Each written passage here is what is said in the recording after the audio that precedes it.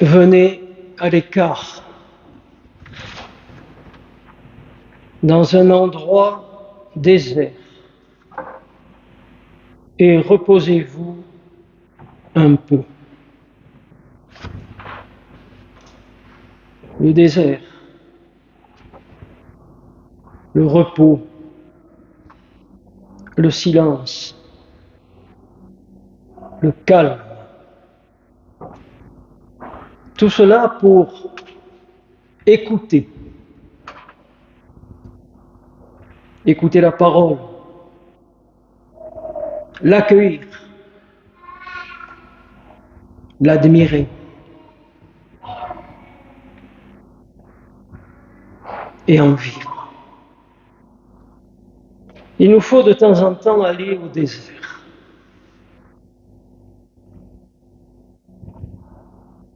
Voici ce que disaient les premiers spirituels du désert, les pères dits du désert. C'est dans le silence que tu pourras voir clairement qui tu es, et en particulier tes défauts, tes péchés, qui t'entraînent loin de Dieu. Oui, il nous faut entrer dans le silence. Entrer en nous-mêmes, faire la vérité sur nous, nous connaître. Aller au désert, disent encore ces pères des premiers siècles, aller au désert pour se dénuder, se vider, afin de vêtir le Christ. Voici une parole encore de ces pères. Il nous faut abandonner nos vieux vêtements, c'est-à-dire l'homme ancien, pour revêtir le vêtement taborique, c'est-à-dire du tabor.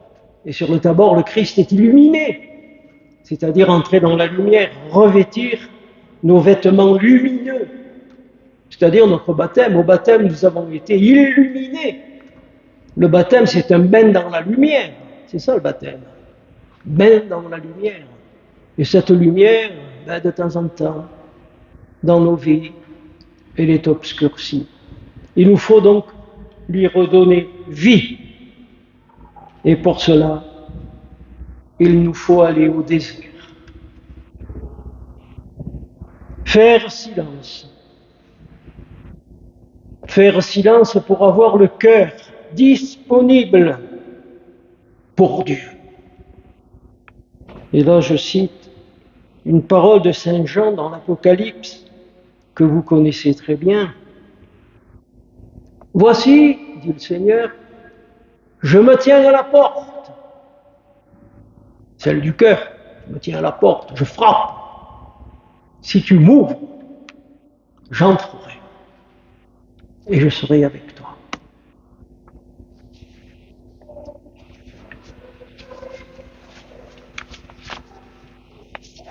Le désert. Alors tous les spirituels, depuis les origines de l'Église et encore à ce jour, ça traverse toute la tradition, parlent de la fameuse journée de désert. De temps en temps, les moines, les moniales, les prêtres, des laïcs aussi, bien sûr, vont au désert, et notamment une journée. Prendre une journée de temps en temps pour le Seigneur. Pour y faire quoi? Eh bien, je vous donne la méthode. Elle est simple. Allez au désert, une journée. Prenez de temps en temps une journée, façon de parler, 4, 5 heures, 3 heures, 2 heures, 1 heure, peu importe. Pas le temps devant Dieu qui compte, c'est ce qu'on va y vivre. Alors pourquoi de temps en temps s'arrêter et aller au désert? Eh bien pour imiter le Christ. Et dans l'Évangile, à plusieurs reprises, on trouve ces mots. De temps en temps, Jésus partait au désert pour prier le Père. Voilà. Donc, imiter Jésus, faire comme lui, de temps en temps, s'arrêter, prendre du temps pour Dieu, le Père.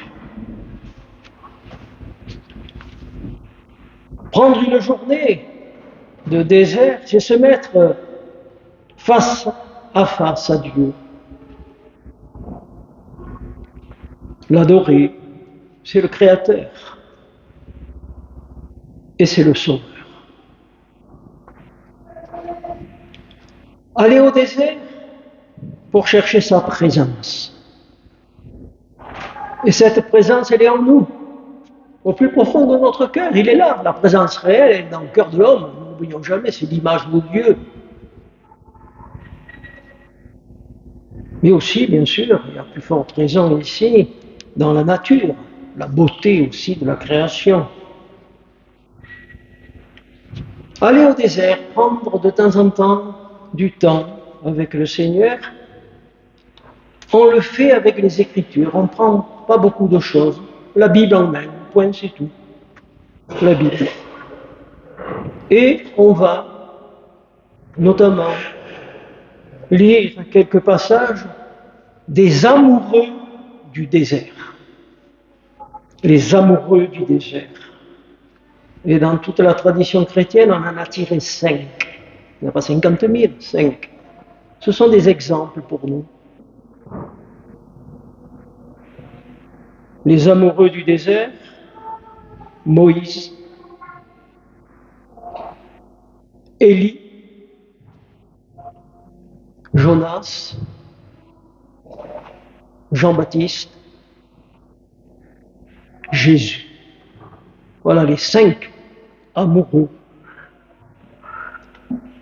à l'écart pour prier.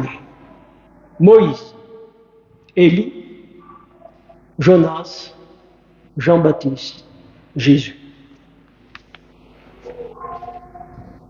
Aller au désert aussi, c'est prendre une journée de jeûne.